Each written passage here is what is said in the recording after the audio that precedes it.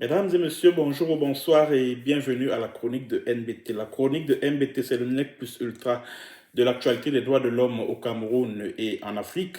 La chronique de NBT adresse un message de solidarité à l'endroit des commerçants du marché d'Ekonou qui ont vu leur étal saccagé par les agents de la commune de Yaoundé. Nous leur disons toute notre solidarité par rapport à la situation difficile que ces commerçants entament dès ce dimanche 3 avril 2022. Alors, mesdames et messieurs, j'aimerais que les services de renseignement du Cameroun puissent tendre l'oreille parce que le sujet qui va être abordé au cours de cette chronique est d'une inénarrable gravité. En avril 2018, le ministre de l'administration territoriale, Paul Atanganji, qui est par ailleurs le secrétaire permanent du Conseil national de la sécurité, a décidé d'interdire la vente des armes et des munitions.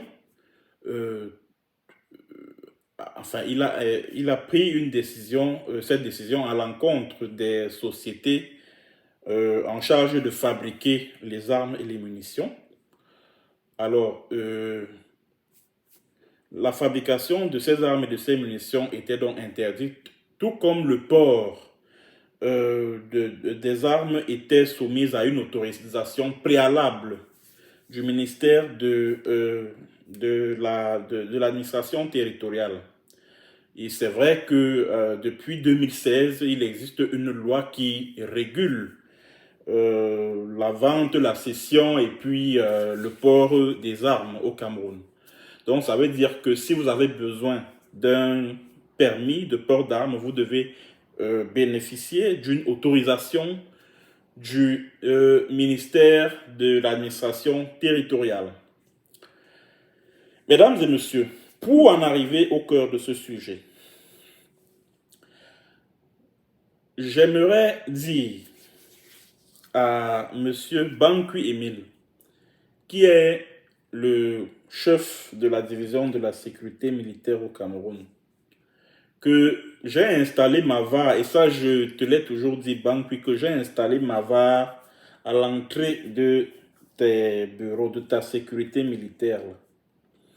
Et ma VAR m'a révélé que Bankui Emile, il y a des FEMAN, parce que toi tu travailles régulièrement avec des FEMAN, c'est-à-dire que les hommes d'affaires, bon, pour ceux qui ne sont pas camerounais, les FEMAN, ce sont ces hommes d'affaires véreux là qui ont l'habitude d'entourlouper leurs partenaires d'affaires pour leur soutirer de grosses sommes d'argent.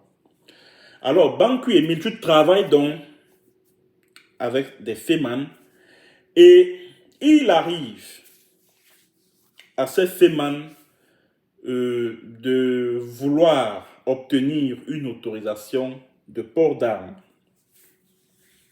Mais pour avoir l'autorisation de port d'armes, il faut que ce soit la sécurité militaire qui les soumette à une enquête de moralité. Or, en fait d'enquête de moralité, il s'agit d'un marché que tu passes avec certains de ces FEMAN. C'est-à-dire que ces hommes d'affaires viennent à ton bureau, ils te versent des sommes d'argent entre 5 et 8 millions de francs CFA afin de bénéficier de l'autorisation de port d'armes. Et, mesdames et messieurs, savez-vous qui, au ministère de l'administration territoriale, est en charge de délivrer les autorisations de port d'armes? Il s'agit de Madame Bankui.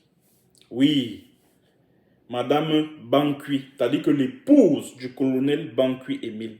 C'est cette dame-là qui est donc en charge de délivrer les autorisations de port d'armes à des fémans qui travaillent avec Bankui Émile.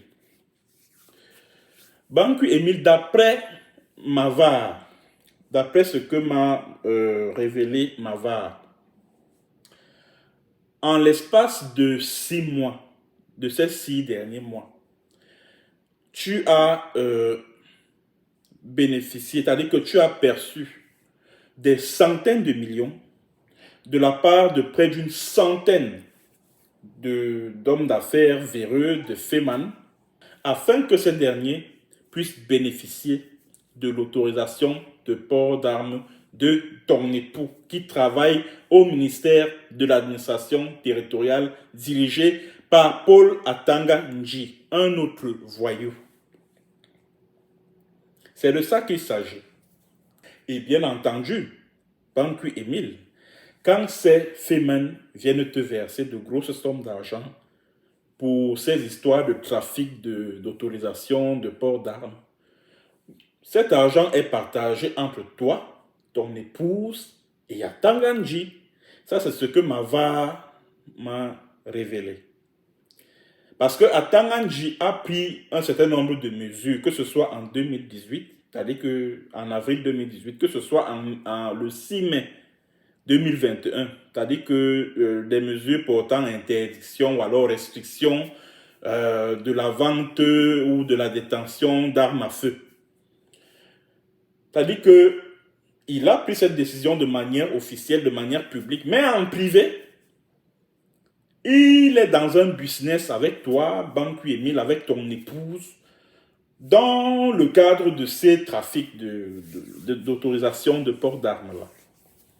Donc, ça veut dire que si un homme d'affaires a un passé de brigand, il suffit simplement qu'il te glisse une somme d'argent, 5 millions, 6 millions, 7, 8, voire même 10 millions.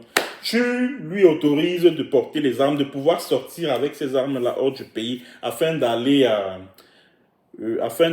mener ses activités illicites hors du Cameroun. C'est de ça qu'il s'agit.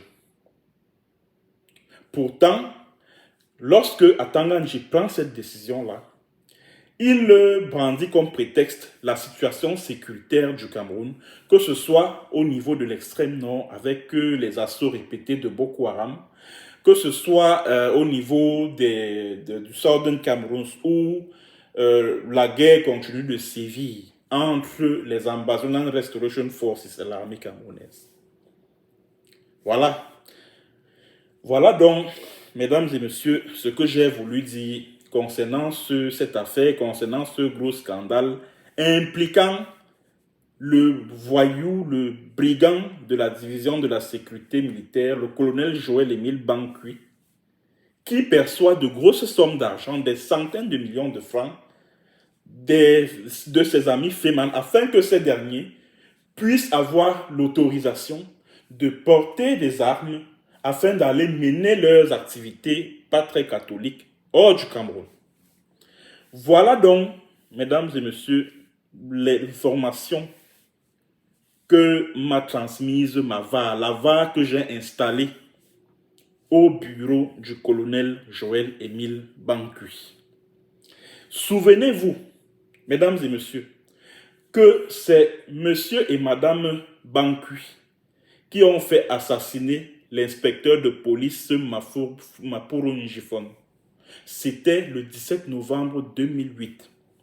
En fait, beaucoup de gens avaient cru que c'était une histoire d'homme qui a été cocufié et a décidé de se venger sur son rival. Non. L'inspecteur Mapuro Njifon faisait partie du gang entretenu par Joël-Émile Bankui à Douala. Parce qu'à l'époque, Bankui est chef d'escadron au niveau du groupement territorial de gendarmerie du littoral. Bon, Bankui est le chef d'un gang de braqueurs, c'est-à-dire qu'ils vont braquer dans des banques, ils vont braquer à la Beyak Bonanjo, etc. Ils prennent de l'argent et ils se partagent cet argent. Et à l'époque, il est soutenu par le sommet de l'État du Cameroun. Et maintenant, alors, au cours d'une opération, c'est-à-dire que c'était dans le cadre d'un trafic de drogue, Bankui et Mapouroun, qui étaient inspecteurs de police, ne se sont pas entendus sur le partage du butin. Frustré donc, il a promis de jeter un pavé dans la mare, de dévoiler ce réseau de braquage entretenu par Joël-Émile Bankui. C'est donc pour cela que Joël-Émile Bankui s'est entendu avec sa femme. C'est-à-dire que Joël-Émile Bankui l'a fait assassiner, il a tiré sur cet inspecteur de police. Sa femme et lui ont pris son corps, ils sont allés poser chez eux, au camp des officiers et des sous-officiers, en Bopi. Et ils ont construit une histoire comme quoi, oh, l'inspecteur, que Bankui a surpris l'inspecteur de police Mapouroun Jifon sur sa femme. C'est faux et archi faux. Bankui Émile a tué cet inspecteur de police-là.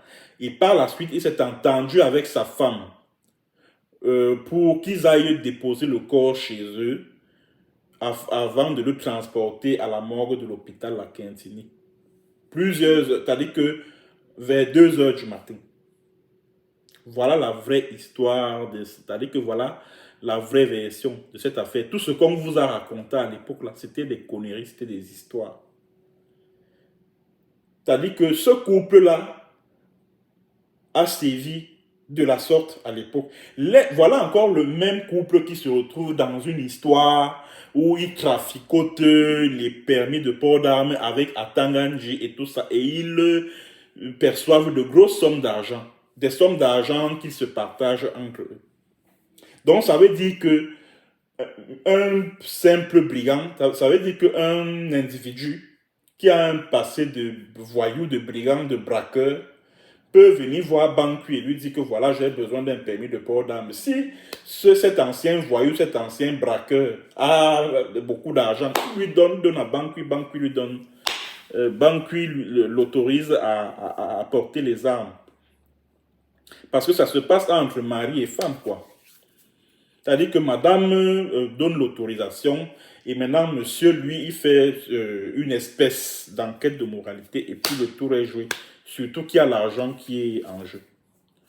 Voilà donc cette situation assez grave que j'ai voulu porter à votre connaissance. Merci d'avoir suivi cette chronique. Merci de partager massivement. À bientôt pour une autre séance et sur un autre thème. Bonjour, bonsoir.